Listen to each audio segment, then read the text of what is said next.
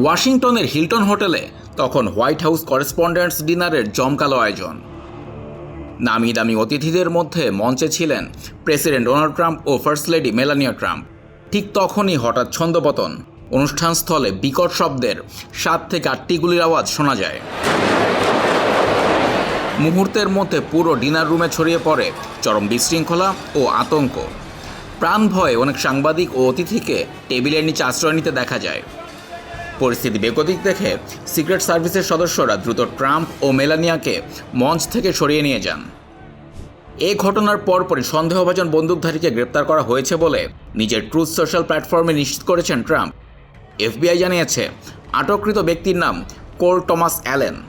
31 বছর বয়সী এই যুবক ক্যালিফোর্নিয়ার বাসিন্দা এবং সে এই হোটেলেরই একজন গেস্ট ছিল বলে জানা গেছে।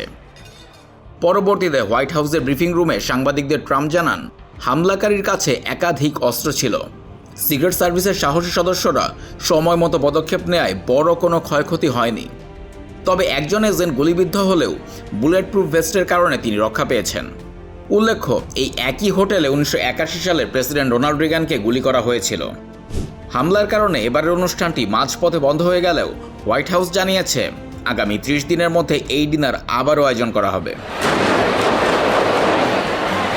2024 সালে নির্বাচনী প্রচারণার সময় প্রাণঘাতী হামলা থেকে বেঁচে যাওয়া ট্রাম্পকে শনিবার রাতের ঘটনা সম্পর্কে জিজ্ঞেস করা হলে তিনি বলেন, এটা বিপজ্জনক পেশা।